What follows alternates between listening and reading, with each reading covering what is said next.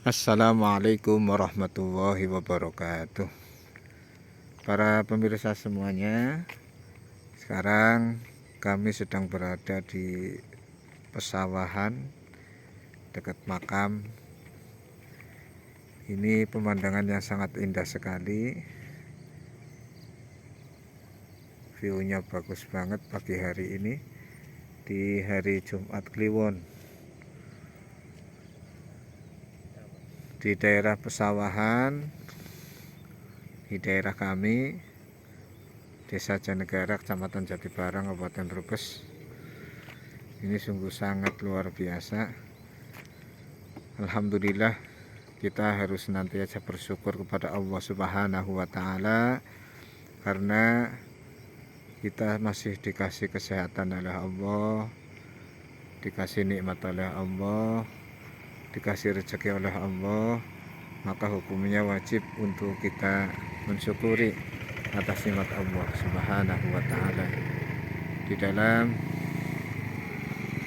surat Ibrahim ayat yang ke-7, Allah Subhanahu wa Ta'ala berfirman, a'udzubillahi minasyaitonirrajim, bismillahirrahmanirrahim, la in syakartum la azidannakum wa la in kafartum inna adzabi lasyadid.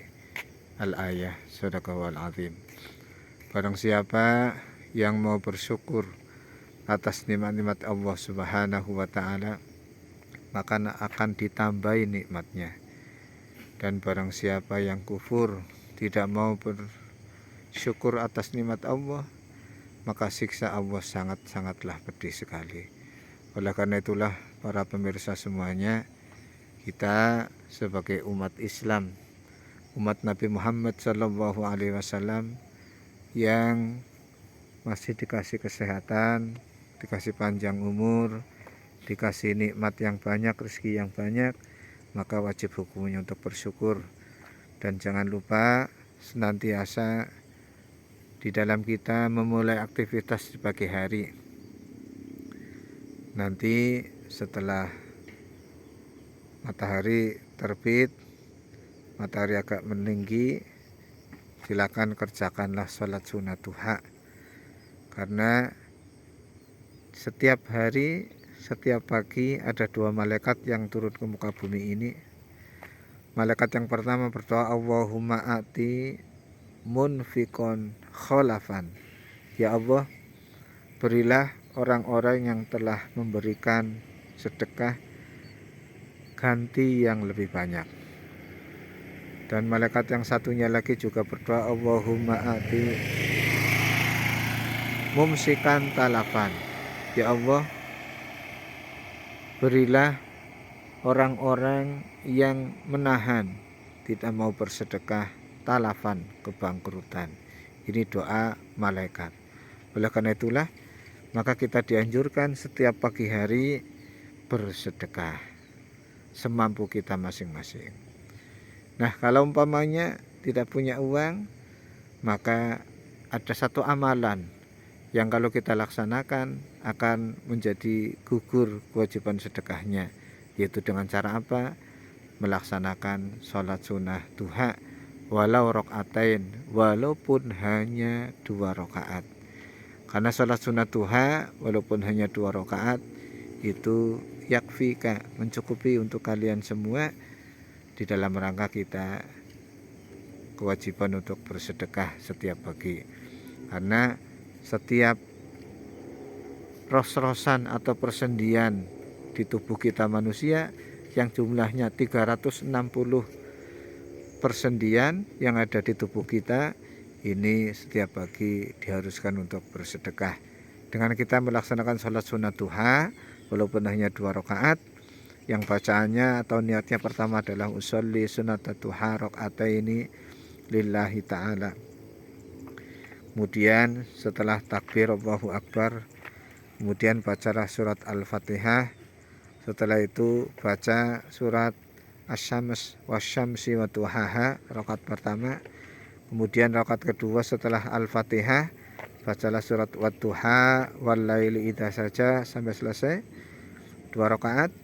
Kemudian setelah salam bacalah Ya Azizu ya Ghaffar, ya Azizu ya Alim, ya Azizu ya Aziz.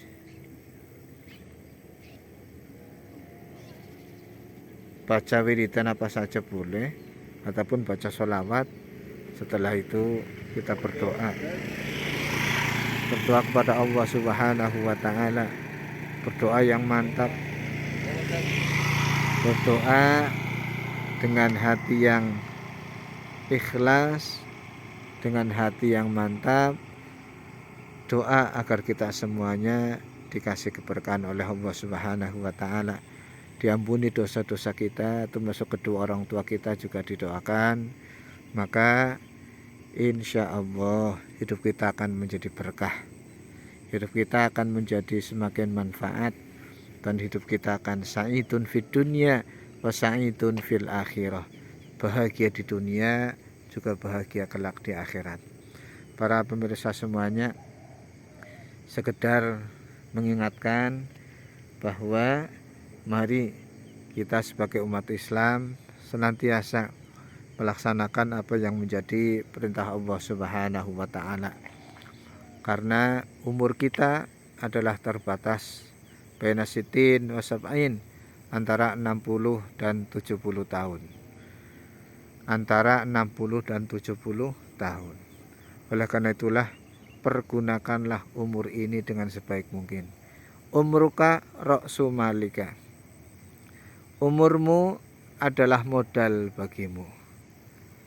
Kita dikasih modal oleh Allah Subhanahu wa Ta'ala, maka kembangkanlah modal tersebut agar kita beruntung, agar mendapatkan keuntungan, agar hidup kita lebih manfaat, agar kita semuanya lebih berguna, baik untuk diri sendiri maupun untuk orang lain. Karena dalam sabda Nabi mengatakan, khairun nas anfa'uhum linnas, sebaik-baik manusia adalah yang bermanfaat untuk orang lain. Sebaik-baik manusia adalah orang yang bermanfaat untuk orang lain.